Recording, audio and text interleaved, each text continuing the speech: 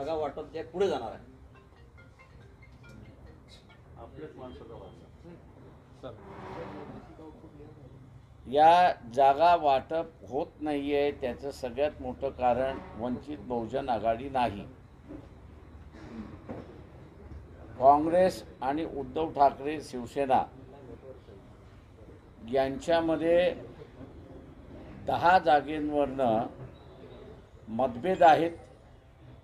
या 10 जागा काँग्रेसही मागते आणि या जागा उद्धव ठाकरे शिवसेनाही मागते. अनेक राऊंड चर्चा झाल्या, परंतु एकमेकाला सीट सोडायला तयार नाहीत अशी परिस्थिती आहे. हा एक भाग आहे.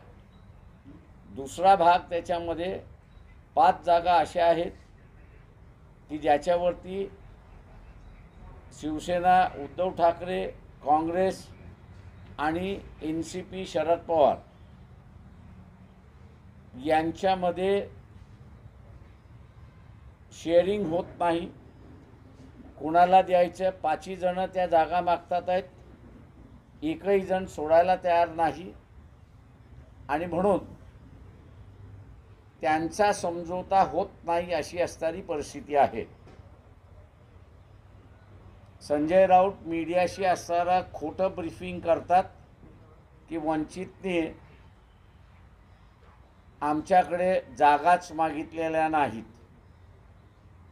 वंचित जागा ज्यावेळेस देईल त्यावेळेस त्यांची भांडणं मिटलेली असेल, त्यावेळेस त्यांची भांडणं मिटलेली नसताना ते एकत्र जाणार का, फ्रेंडली फाईट करणार का, याचा निकाल त्यांनी अजून लावलेला नाही.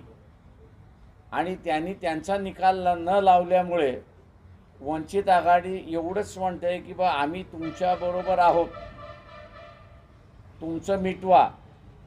हे होत नाही असं लक्षात आल्यानंतर रमेश चेनिताल यांच्याशी मी टेलिफोनिक चर्चा केली आणि त्यांना विनंती केली की ते घोंगडं भिजत असलं तरी काँग्रेस आणि वंचित यांच्यामधला तरी समझोता आपण असारा पुढे घेऊन जाऊ. रमेश चेनिताल यांच्याकडून चर्चेला दुजोरा म्हणा किंवा पावलं उचलली पाहिजेत ती झाली नाहीत.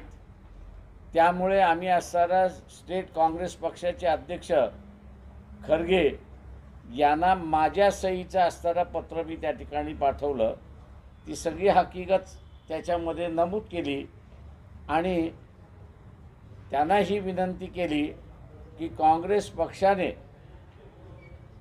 महाराष्ट्र विकास आघाडीकडे ज्या जागा मागितलेल्या आहेत त्या जागा आणि वंचित बहुजन आघाडी यांच्यामधला तरी आपण समझोता करूया. परंतु अजूनपर्यंत काँग्रेस पक्षाच्या कार्यालयातून त्यालाही दुजोरा मिळाला नाही अशी असणारी परिस्थिती आहे.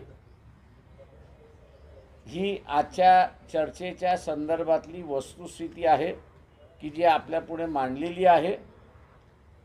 आम्ही अपेक्षा धरून आहोत की यांच्या चर्चा त्या ठिकाणी लवकरात लवकर संपतील आणि मग आम्हाला असणारा चर्चा यांच्याबरोबर करता येईल.